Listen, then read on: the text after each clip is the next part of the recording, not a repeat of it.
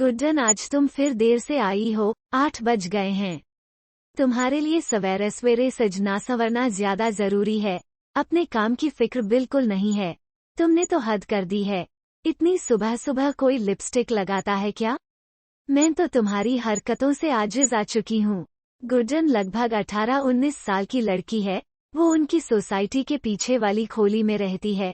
जब वो 11-12 साल की थी तब वो मुड़ी तुड़ी फ्रॉक पहनकर और उलझे बिखरे बालों के साथ मुंह अंधेरे काम करने आ खड़ी होती थी।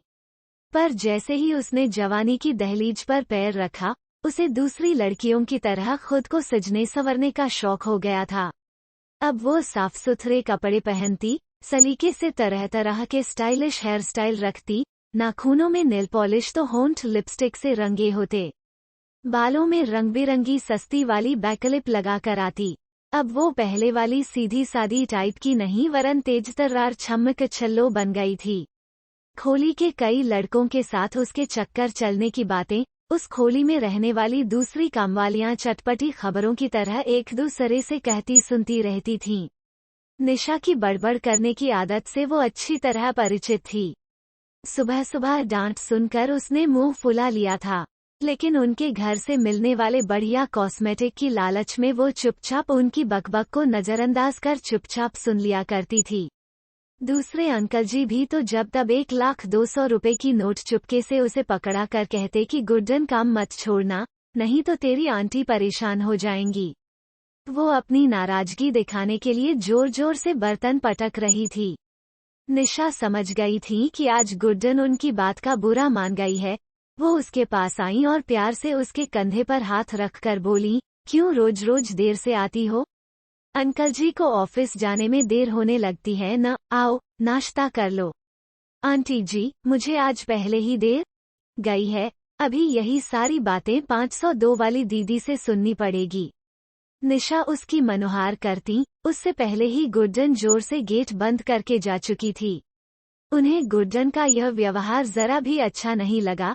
जरा सी छोकरी और दिमाग तो देखो, यहाँ वहाँ लड़कों के संग मुंह मारती रहती है जैसे मैं कुछ जानती ही नहीं। निशा बस भी करो, तुम्हें अपने काम से मतलब है कि उसकी इन बातों से पति की नाराजगी से बचने के लिए वे चुपचाप अपना काम करने लगी थीं, पर उनके चेहरे पर नाराजगी के भाव साफ थे। निशा 46 वर्षीय स्मार्ट शिक्षित घरेलू महिला थीं। उनके पति रवि बैंक में मैनेजर थे। उनके पास घरेलू कामों के लिए 3 कामवालियां थीं। उन्हीं में एक गुड्डन भी थी। पत्रिका पढ़ने के बाद उनका सबसे पसंदीदा काम था अपनी कामवाली से दूसरे घरों की महिलाओं की रिपोर्ट लेना। उसके बाद फिर थोड़ा नमकमसला लगाकर फोन घुमाकर उन्हीं बातों की चटपटी गॉसिप करना। गुड्डन उनकी सबसे चहेती और मुहगी कामवाली थी। वो सुबह बर्तन धोकर चली जाती, फिर दोपहर तक सबका काम निपटा कर आती तो बैठकर आराम से सबके घरों में क्या चल रहा है बताती, और कभी खाना खाती तो कभी चाय बनाकर खुद पीती और उन्हें भी पिलाया करती, फिर अपने घर चली जाया करती। निशा का यह मनपसंद टाइम पास था। दूसरों के घरों के अंदर की खबरें सुनने में उन्हें बहुत मजा आता था। गुड्डन भी तेज थी, सुनी सुनाई बातों में कुछ अपनी तरफ से जोड़कर इस कदर चटपटी खबर में तब्दील कर देती मानो सच उसने अपनी आंखों से देखा हो। लेकिन इधर कुछ दिनों से उसका रवैया बदल गया था। मोबाइल फोन की आवाज से उनका ध्यान टूटा। उधर महिमा थी। हेलो आंटी, आज गुड्डन आपके यहाँ आई है क्या? बहुत नालायक है, कभी फोन बंद आता है तो कभी बिजी आता है। मैं तो इसकी हरकतों से आजिज आ गई हूँ। वॉचमैन से मैंने कह दिया है कि देख करके मेरे लिए कोई ढंग की अच्छी सी काम वाली भेजो। गुड्डन आई कि नहीं, तुमने मुझे बोलने का मौका ही कहाँ दिया, निशा हंसकर बोली थी। आंटी, आपने इसके कर्म सुने। कई लड़कों के साथ इसका चक्कर चल रहा है, यह उनका मनपसंद टॉपिक था। वे भला कैसे चुप रहती। अरे वो जो सोसाइटी के बाहर राजेंद्र प्रेस का ठेला लगाता है न, दिन भर उसी के घर में घुसी रहती है। यह तो मेरे घर से काम करके गई और यहाँ तो तुम्हारे घर पर ही जाने को बोल कर गई थी। आज तो उसने चाय भी नहीं पी और ऐसे बर्तन पटक पटक कर अपना गुस्सा दिखा रही थी कि कुछ पूछो मत। आज सुबह आप सैर पर नहीं आई थीं। तबीयत तो ठीक है ना? हाँ, आज उठने में देर हो गई। ओके बाय आंटी, दरवाजे पर देखती हूँ शायद गुड्डन आ गई है। गुड्डन का काम करने का अंदाज सोसाइटी की महिलाओं का पसंद था। एक तो वो चोरी नहीं करती थी, दूसरा घर में झाड़ू पोंछा अच्छी तरह करती। वो कई सालों से इन उच्च और मध्यवर्ग परिवारों की महिलाओं के घरों में काम करती आ रही थी, इसलिए वो इन लोगों के स्वभाव और कार्यकलापों से खूब अच्छी तरह परिचित हो चुकी थी। वो इन लोगों की आपसी बातों पर अपना कान लगाए रहती थी और सब सुनने के बाद मौका मिलते ही इन लोगों को अच्छी तरह से सुना भी दिया करती थी। इन दिनों राजेंद्र के साथ उसकी दोस्ती के चर्चे सबकी जबान पर चढ़े हुए थे। वो जिसके घर में भी काम करने जाती, वहाँ व्यंग्यात्मक लहजे में कुछ न कुछ सुन ही लेती। तुम्हें यहाँ वहाँ घूमने से फुर्सत मिल गई तो काम कर लो अब। राजेंद्र, जिसकी उम्र लगभग 40 साल थी, उसकी बीबी उसको छोड़कर किसी दूसरे के साथ चली गई थी। वो और उसका बूढ़ा बाप दोनों ही खोली में अकेले ही रहते थे। कुछ दिनों पहले उसने अपनी खेती की जमीन बेची थी। उसके एवज में उसे लाखों रुपए मिले थे। वो गेट के बाहर ठेले पर प्रेस किया करता था, उससे भी उसे अच्छी आमदनी हो जाती थी। वो राजेंद्र के पिता को कभी चाय दे जाती तो कभी खाना खिला देती। इस तरह से कालीचरण पर उसने अपना फंदा फेंक दिया था। अब कालीचरण उसे बिटिया बिटिया कहकर उस पर लाड़ दिखाता और उसको अपने साथ बाजार ले जाता और कभी चाट खिलाता तो कभी मिठाई। तेज दिमाग गुड्डन ने राजेंद्र को अपने प्यार के जाल में फंसाकर उससे दोस्ती कर ली। वो उसके घर में उसके लिए रोटी बना देती, फिर दोनों मिलकर साथ में खाना खाते। दोनों साथ में कभी घूमने जाते तो कभी मूवी देखने तो कभी मॉल घूमते। राजेंद्र छेड़ता तो वो खिलखिलाती। उन दोनों की दोस्ती पर यदि कोई कुछ उल्टा सीधा बोलता तो वो पलटकर उससे लड़ने पर उतारू हो जाती। तुम्हें क्या परेशानी है? राजेंद्र हमारा दोस्त है, कसम है। हम तो खुल्लम खुल्ला कह रहे हैं। जो करना है कर लो, जो समझना है समझ लो। मेरी बला से उसके दोनों मतलब सिद्ध हो रहे थे। मालकिन की तरह उसके घर में मनचाहा खाना बनाती, खुद भी खाती और राजेंद्र को भी खिलाती। दोनों की जिंदगी में रंग भर गए थे। राजेंद्र भी रोज उसके लिए मिठाई वगैरह कुछ न कुछ लेकर आता। वो उसे अपने साथ बाजार भी लेकर जाता। कभी सलवार सूट तो कभी लिपस्टिक तो कभी चूड़ियां या इसी तरह अन्य सजने संवरने का सामान दिलवाता रहता। इसलिए स्वाभाविक था कि वो उसे खुश रखता है तो उसका भी तो फर्ज बनता था कि वह भी उसे खुश रखे। बस इस तरह दोनों के बीच अनाम सा रिश्ता बन गया था।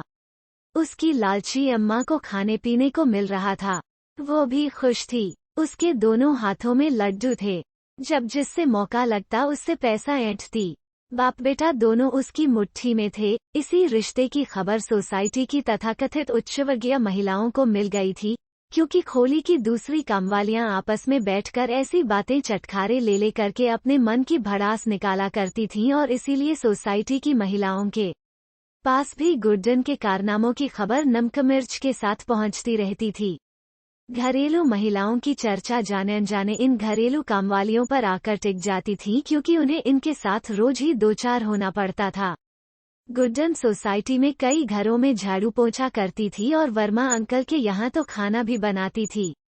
चूंकि वो बिल्कुल अकेले रहते हैं, इसलिए उनके घर की तो सर्वैसवा वही है। दोपहर में खाली होते ही महिमा निशा के घर आ गई थी। क्या हो रहा है आंटी? कुछ खास नहीं, आओ बैठो। ऐसा लग रहा था कि मानो कोई राज बताने जा रही है। कुछ सुना है आपने?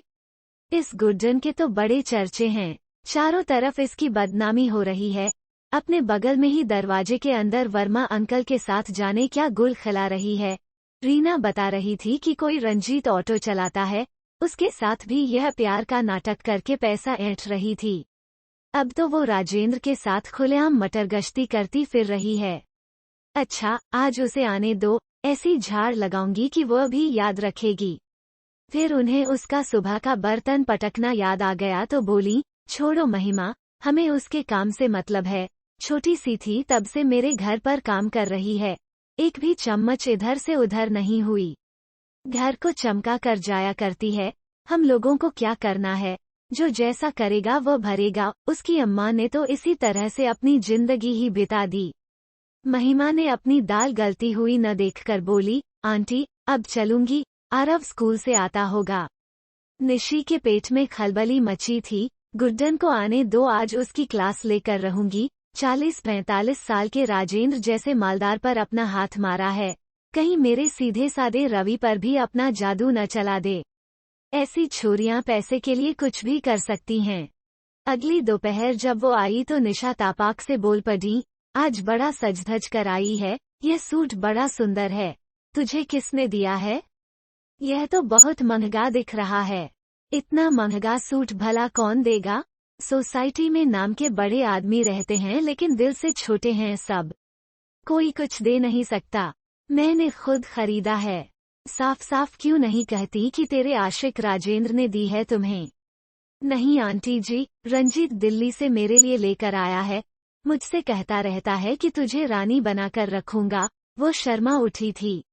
वे तो बंदूक में जैसे गोली भरी बैठी हुई थी। काहे री गुड्डन, अभी तक तो राजेंद्र के साथ तेरा लफड़ा चल रहा था, अब यह रंजीत कहाँ से आ मरा? उस दिन तेरी अम्मा आई थी, वो कह रही थी कि तू ज्यादा समय राजेंद्र की खोली में गुजारती है, वो तुझे इतना ही पसंद है तो उसी के साथ ब्याह रचा ले। तेरी अम्मा यहाँ वहाँ लड़का ढूंढती फिर रही है। वो चुपचाप अपना काम करती रही तो निशा का मन नहीं माना। वो फिर से घुड़का कर बोली, क्यों छोरी, तेरी इतनी बदनामी हो रही है, तुझे बुरा नहीं लगता? आंटी जी, राजेंद्र जैसे बूढ़े से ब्याह करे मेरी जूती। मैं कोई उपमा आंटी जैसी थोड़ी ही हूँ जो पैसा देखकर ऐसा भारी भरकम काला दामाद ले आई हैं। ऐसी फूल सी नाजुक पूजा दीदी, बेचारी 4 फीट की दुबली पतली लड़की के बगल में 6 फीट का लंबा चौड़ा आदमी। चुप कर, निशा चीख कर बोली, तेरा मुंह बहुत चलता है, आकाश जी की बहुत बड़ी फैक्ट्री है, वे रईस लोग हैं। गुड्डन के मुंह से कड़वा सच सुनकर उनकी बोलती बंद हो गई थी, इसलिए उन्होंने इस समय वहां से चुपचाप हट जाना ही ठीक समझा था। जनवरी की 1 तारीख थी। वो खूब चहकती हुई आई थी। आंटी, हैप्पी न्यू ईयर, तुम्हें भी नया साल मुबारक हो। कल कहाँ गायब थीं? किसी के साथ डेट पर गई थीं क्या? आंटी, आप भी मजाक करती हैं, वो भी लॉक की रानी आंटी जो आपकी किट्टी की भी मेंबर हैं, क्या हुआ उनको?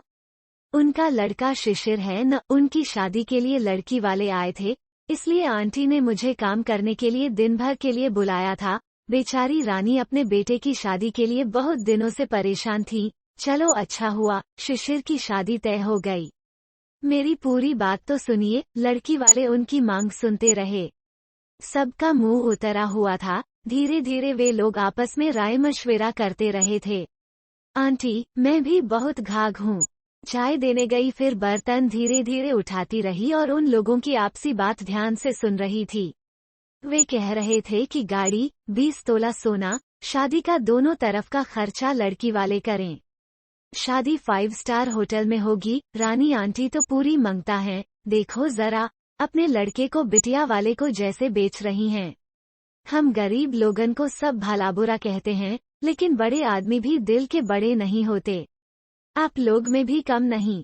एक लड़की की शादी करने में माई बाप चौराहे पर खड़े होकर बिक जाएं, तब बिटिया का ब्याह कर पाएं। रानी आंटी कैसी धर्म कर्म की बातें किया करती हैं, खुद को बड़ी धर्मात्मा बनती हैं।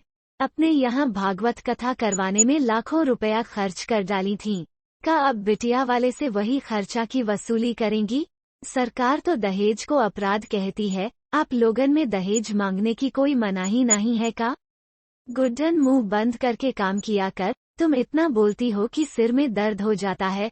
शिशिर बड़ा अफसर है, उसकी तनख्वाह बहुत ज्यादा है, उनकी बिटिया यहाँ पर राज रिझती। लगभग 1 साल पहले उनके बेटे की शादी में भी गाड़ी और दहेज में बहुत सारा सामान आया था, इसलिए गुड्डन की बातें सुनकर उन्हें लगा कि वो इशारों इशारों में उन पर भी बोली मार रही है। निशा ने उसकी ओर आंखें तरेर कर देखा और फोन पर अपनी आदत के अनुसार रानी के घर की चटपटी खबर को इधर से उधर करके अपने मनपसंद काम में जुट गईं। लगभग 6 महीने पहले उनकी सासू मां का इंतकाल उनके देवर के घर में हो गया था। निशा चालाक थी, उन्होंने सासू मां के जेवर दबाकर रख लिए थे और अब वे उसे किसी के साथ बांटना नहीं चाह रही थीं। पूरा का पूरा वे अकेले ही हजम करना चाह रही थीं।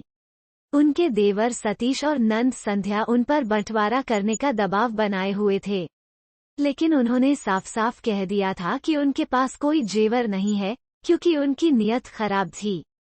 पर पति रवि बंटवारा करने के लिए उन पर दबाव डाल रहे थे। उसी सिलसिले में वे लोग कई बार आ चुके थे और हर बार गर्मगम बहस के बाद कोई न कोई बहाना बनाकर वे उन्हें अपने घर से जाने पर मजबूर कर देती थीं। भाभी, आप मेरे हिस्से का जेवर मुझे दे दीजिए, मुझे ईशा की शादी करनी है। सोना इस समय इतना महंगा है, आपको तो मेरी हैसियत के बारे में अच्छी तरह से पता है। संध्या भी हिम्मत करके बोली, भैया, आपने अम्मा का सारा जेवर दाब लिया, यह गलत बात है कि नहीं? घर मकान में तो हिस्सा नहीं मांग रहे हैं, जेवर का तो बंटवारा कर ही दो। गुड्डन काम करती सारी बातें ध्यानपूर्वक सुन रही थी। तभी जैसे ही निशा को याद आया कि गुड्डन सारी बातें सुन रही होगी तो उन्होंने तेजी से आकर उससे बर्तन हाथ से छुड़वा कर कहा कि इस समय जाओ, शाम को आना। पर होशियार गुड्डन को तो मसाला मिल गया था कि निशा आंटी कितनी शातिर हैं। उन्होंने सबका हिस्सा दबाकर रख लिया है। सतीश और संध्या अक्सर आते, आपस में बातचीत, कहासुनी और बहसबाजी होती, पर अंतिम निर्णय कुछ भी नहीं हो पाता क्योंकि निशा की नीयत खराब थी। वो किसी को कुछ देना ही नहीं चाहती थीं। वे गुड्डन के सामने रो रो कर नाटक करती कि ये लोग उन्हें परेशान कर रहे हैं। एक दिन गुड्डन उनसे बोली, आंटी, अम्मा कथा सुनकर आई तो बता रही थी कि हमारे धर्म में बताया गया है कि भाई बहन का हिस्सा हजम करना बहुत बड़ा पाप होता है। निशा को तत्काल कोई जवाब नहीं सूझा था। वे खिसिया कर बोली, चल बड़ी धर्मकर्म वाली बनी है। एक दिन गुड्डन सुबह सुबह बड़ी घबराई हुई सी आई थी। आंटी जी क्या हुआ, क्यों चिल्ला रही हो? आपको किसी ने खबर नहीं दी?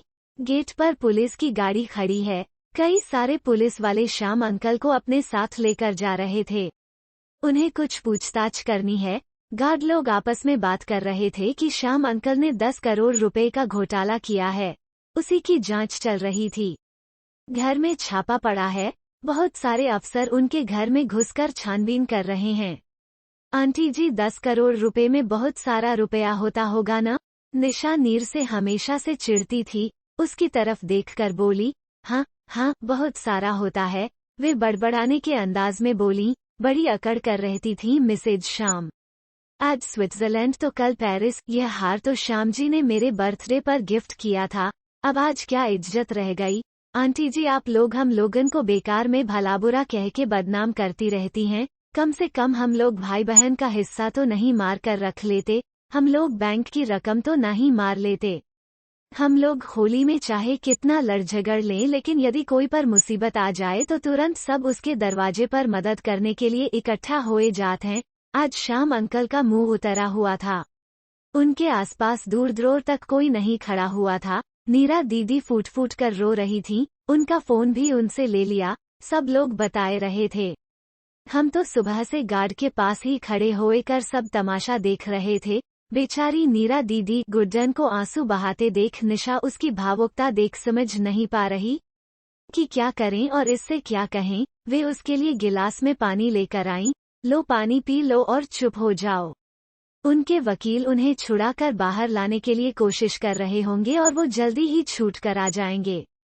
लेकिन मन ही मन में निशा सोच रही थी कि गुड्डन भला इस केस की पेचीदगी को क्या समझेगी। पर आज गुड्डन की भावुकता को देखकर पता नहीं क्यों नीरा की बेबसी के बारे में सोचकर वह भी उदास हो उठी थीं। एक स्त्री की बेचारगी के बारे में सोचकर उनकी आंखें भी भीग उठीं। गुड्डन के हाथ काम कर रहे थे, लेकिन वो निरंतर बड़बड़ा रही थी। सब देखने के बड़े आदमी बनते हैं, कोई किसी के दुख में ना ही खड़ा होता। बड़े आदमी खाली पीली दिखावा करना जानत हैं। गुड्डन लगातार रोए जा रही थी और उसके निश्चल आंसुओं के कारण उनका भी दिल भर आया था और वे भी उदास हो उठी थीं।